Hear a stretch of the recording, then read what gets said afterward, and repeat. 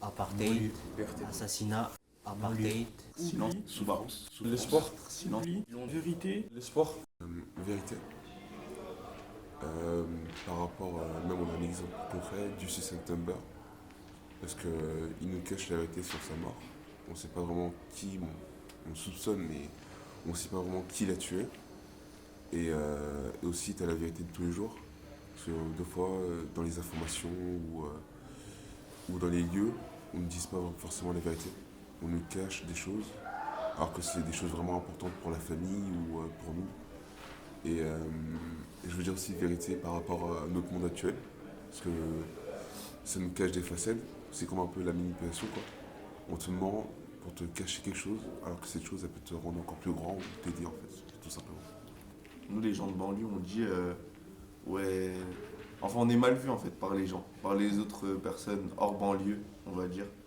On est souvent stigmatisés, qui victimisent les autres ou qui se battent pour des guerres de quartier entre guillemets. On a un peu cette image-là.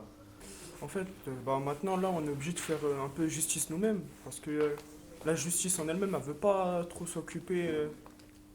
Enfin, ce que je remarque, elle veut pas trop s'occuper des histoires de quartier. Trucs comme ça, alors que dans les banlieues et tout, il y a beaucoup de rixes, de bagarres entre cités.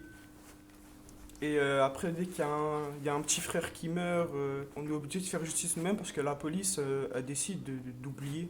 Quand je dis justice soi-même, c'est vraiment, ils veulent se venger à tout prix, quitte à même à se pourrir soi-même leur vie. C'est vrai que faire justice soi-même, c'est pas forcément la bonne solution. Mais je veux pas dire qu'il faut comprendre, mais des fois, pour eux, c'est la seule solution qu'ils peuvent avoir. c'est un peu une spirale. Parce que les gens qui souffrent de cela, on ne se rend même pas compte que c'est nous qui finançons ça. Parce que vous avez parlé tout à l'heure de Cyril Hanouna. On va dire, c'est nous, les gens de cité, qui donnons du crédit à certains médias, qui poussent cette forme de justice, de se faire justice soi-même. Et au loin, nous pouvons entendre des bruits de pas qui courent régulièrement. Martin Luther. Des pieds inébranlables, Rosa Parks. des pieds infatigables. Angela Davis. Et nous savons que ces sons que nous entendons Maurice Condé. sont les sons de ceux qui vont éradiquer toute cette laideur. Mélenchon. Malcolm X. Ces sons que nous entendons se rapprochent de Mohamed plus en Ali. plus. Leïla Ali. Ils se rapprochent, Tupac, se rapprochent de plus en Patrick plus. Lumumba, Balotelli. Et le soleil se glisse à l'horizon, Césaria Evora. ajoutant de Thomas longues Sankara. silhouettes au bruit des pas Sankara, ouais. réguliers. Malala. Gisèle Halimi. Kerry James. Pelé. Lilian Thuram.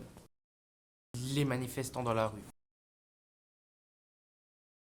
Et nous savons que ces sons que nous entendons sont les sons de ceux qui vont éradiquer toute cette laideur. Sont les sons de ceux qui vont éradiquer toute cette laideur. Sont les sons de ceux qui vont éradiquer toute cette laideur.